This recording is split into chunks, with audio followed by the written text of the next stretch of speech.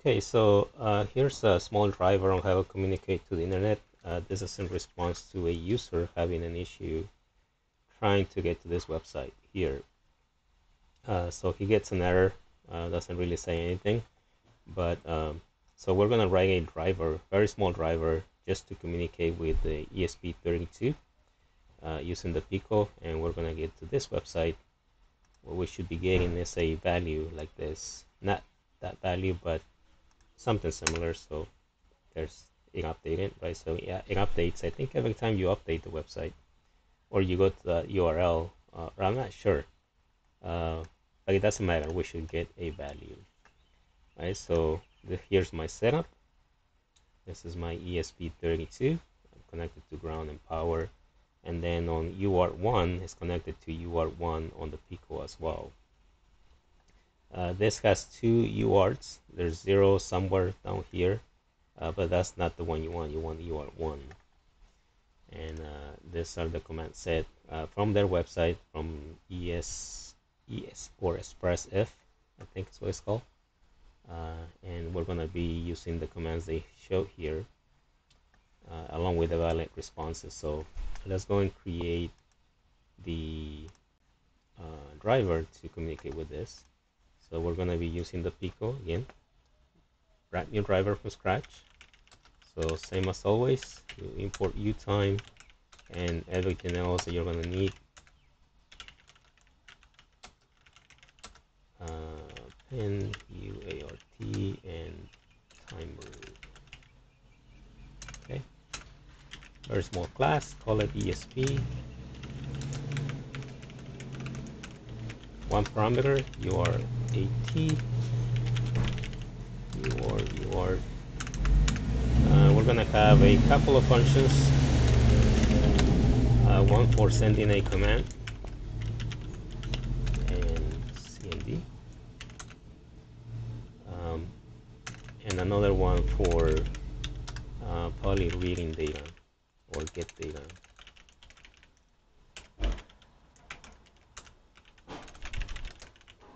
Okay, so how we send data using UART? We just write to it. So we'll write the command. Now, the command we're going to write, well, in order to send a command, for instance, any of those commands, all of them start with AT plus. So we are just going to prefix that with an AT plus and plus the command. And then it has to end with a \R\N or control return control line feed. And that will send the command. Now when we send the command, we want to wait until that command goes through or times out. So we need some type of status, and when we have it, we'll just say status. If this equals to nothing, then we'll continue to wait. We need to be able to update that status somehow every time we send a command. So let's declare some variables. First, status. Also, what is that status going to have? Well, we need some valid commands, and those would be, or results. Those would be those 5. So let's say, make this smaller.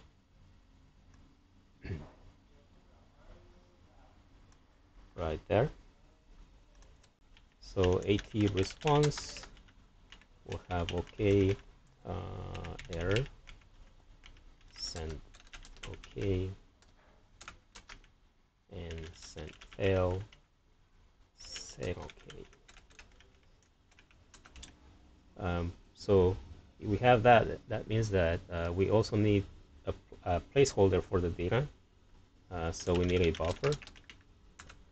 We also need to be able to break that buffer into individual lines to be able to read some valid results. So we'll just say lines, and that will be an array. And because we also want to be able to see when it times out, we'll have a timestamp.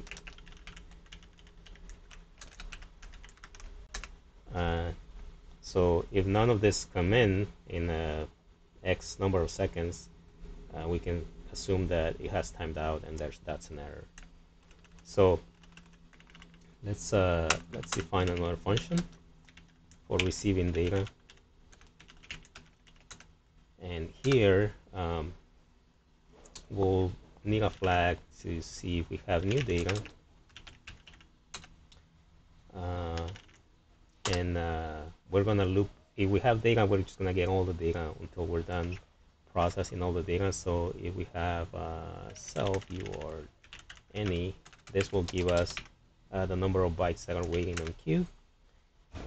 If we do have data, we'll just append it to our buffer. Self UR read,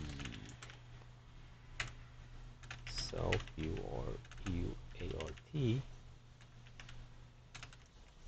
This will give us how many bytes we're going to read, and then we're going to decode it. -8.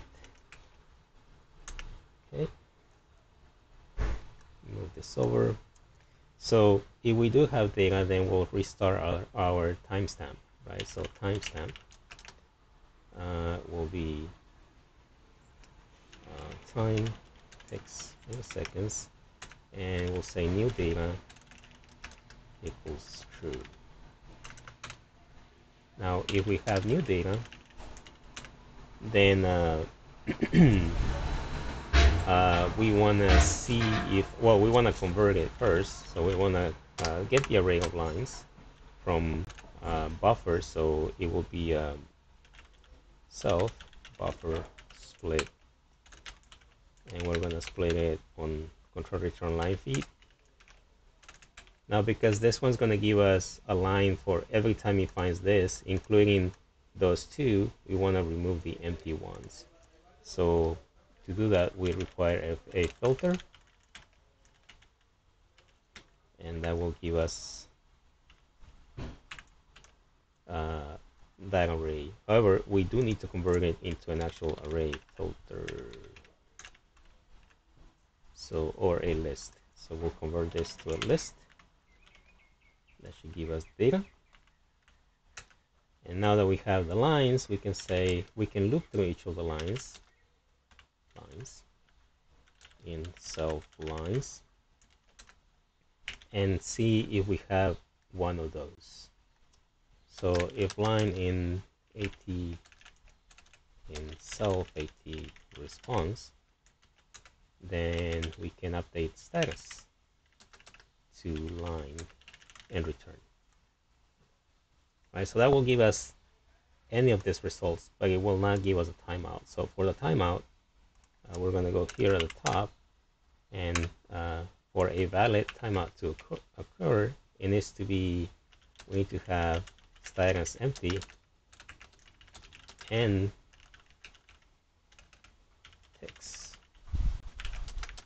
The time has to have passed more than X number of seconds, right? So in this instance, we're going to say 10 seconds will be considered a timeout.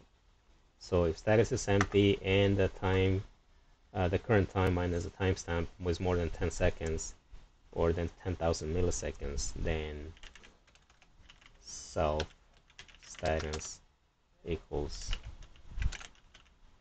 timeout and return. Right? So once it's set to timeout, second time it comes in, it's not going to check this, it's just going to check this stuff. So if there's valid data and it's one of those, it'll override the timeout. But this is important in case we're waiting for something. So that should give us all the responses we need, any of those, plus a timeout. And obviously for this to work, every time we send a command, we need to change the status to empty, the lines to empty as well, the buffer empty as well. And right after we get the data, or we send the data, we'll set the timestamp to time x in milliseconds again, reset it. Let me make sure I got everything right. This is self. Okay, so that's our driver so far. Now Now let's test it. So where is the image? So here's the setup, right? We said that UART1 and TX is on 8, so that means RX is on 9. So TX 8, let's go back to this. We'll set up the UART. So UART 1 speed. This is the speed of the UART communication or serial communications. And TX is going to be pin, I forgot already, pin 8.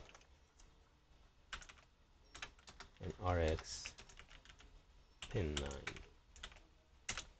So we can use that to initialize our ESP class. And now we should be able to send a command. We are going to send this command here, cmd, and this should give us the list of all the commands available for us to play with. So ESP send command. We'll create a loop here, and we'll get the lines. This lines. Oh, we haven't done anything here. So we'll say result equals self lines empty return result. So we're clearing the lines every time we read them because we don't want to keep reading empty lines. So we'll say lines equals result read get data. Actually, let's call this one get lines. So get lines, and if the length of lines is more than 0, then we have lines. I'll print one line at a time, and then we wait.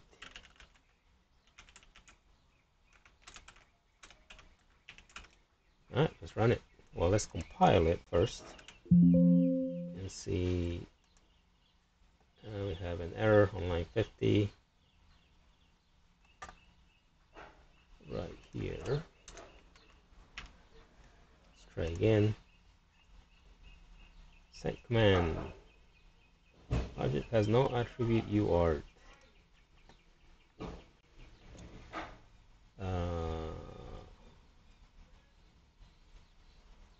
What does that mean?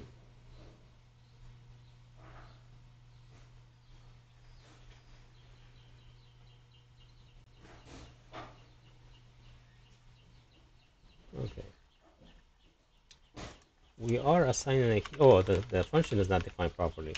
Also, looking at it, there's nothing calling this function, so we need to set that in a timer. And we'll specify the period to be 100 milliseconds. So every 100 milliseconds, this function is going to get called and try to update the status. And the callback will be RX. There we go. So let's call it. And AT response time 33. Response. Try again. Name result on line 59. Let's see. ESP. So there's the list of commands available. Right? A lot of typos, but you can see that we have data now. Alright, so now, so the first thing we need to do to get to the website, to the internet, first we need to connect it to Wi-Fi, right? And I have this. Let me turn this on. So I have this called free Wi-Fi. I'm just using a hotspot on my computer, and the password is going to be give me your password. So to connect to that, we need let's see, Wi-Fi IT commands.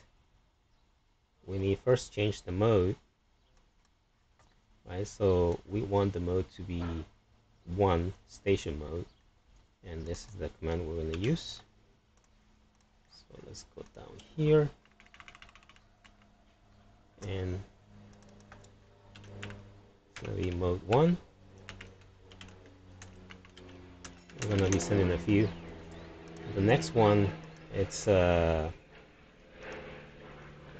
is the connection, right? So we need to this one. Move it a little bit so we can see what we need. So this one requires the SSID and the password SSID. So SSID and password, and it's a string on both of them. So let's see here. So to put a string, you put a \backstring, and it's called free Wi-Fi. The password is give me your data. Is that it? Yeah. So let's see if it connects. Right. So when I run it, we should see the connection here. Let's compile it, and we should see if it works. Oh, there it is. So it popped up here. Right. So we have a connection. Also here. So here it says it got in a Wi-Fi connected, and we got an IP. Doesn't matter what the IP is. The next thing we need to do is now we have to connect, use the TCP/IP commands and open a connection using this CIP start. So let's get this one here and say ESP send command.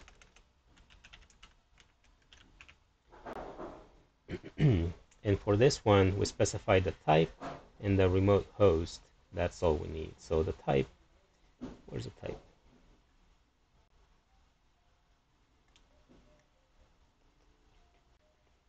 Right here. So it can be TCP/IP, TCP/6.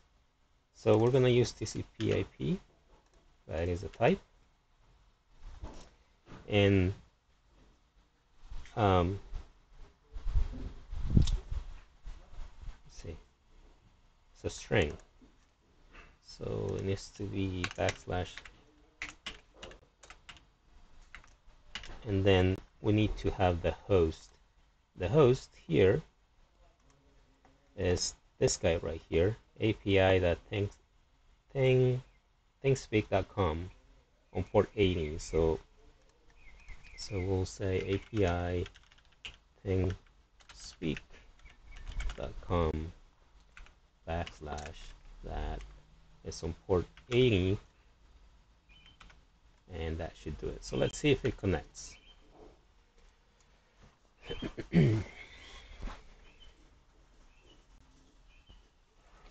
Got a connection.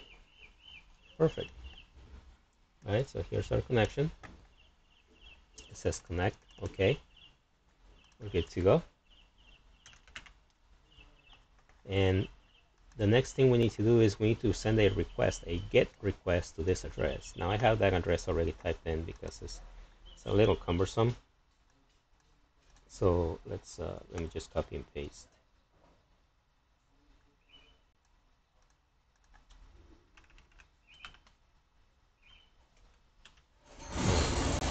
So in order for this to work, we need to look at a different set of commands. This one is the HTTP AT request, and we're gonna use this request here to send an HTTP client request. We're gonna send a number 2 request, a GET request. So ESP.send command HTTP client. Type is 2. The content type is going to be 0, so we're just going to get whatever data comes in raw. And then we want the next is the URL, and see those 2 quotes? That means that it's a string. So we'll do that. Put it there. That's the whole string. That is the same thing you see here. This whole thing. I just copy and pasted that part. And so you put the entire URL there, but you also have to split the host and the path. So the host would be API all the way to .com, and the path is /update. So we still have to add those here. So API thing speak, and the path is /update. And then we need the transport type. Now, because I'm using HTTPS, that means that it has to be number 2, which is over SSL. So I'll go to the end again and put a 2, close the parentheses, and that should be it. I don't know where that OK came from, but so let's send it, see what we get.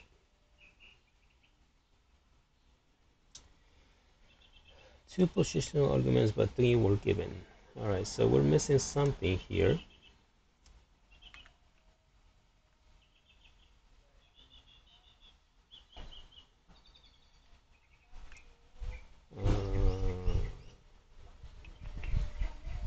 Or is it 1? Oh no, it was complaining about the arguments. Hold on.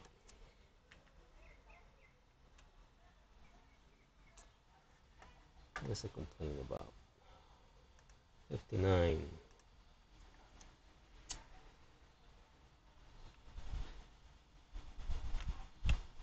Can't see it like this.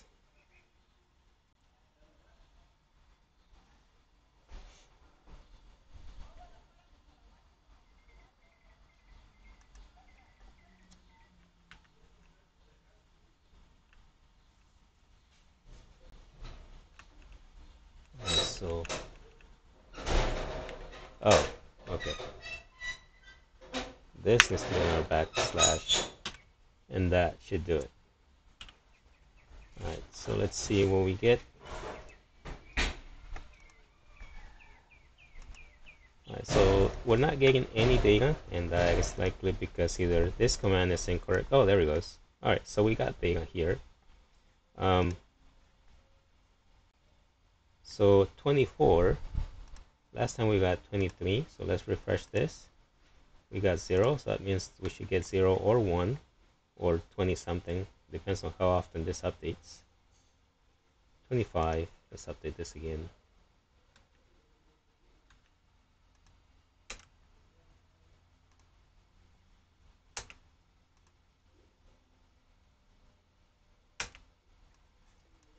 Let me open a new one, see if I get a different result. There, 26.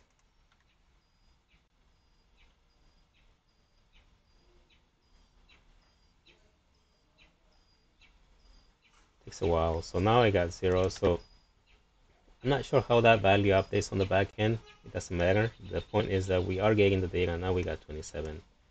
All this is it's telling us the command that is coming back, how many bytes, and then the bytes.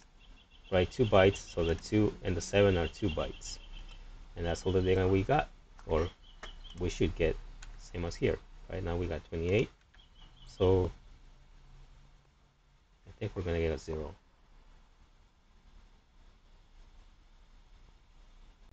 Yeah. So let's update again.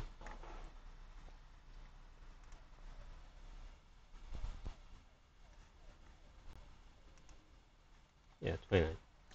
Okay, so there you have it. Pretty easy.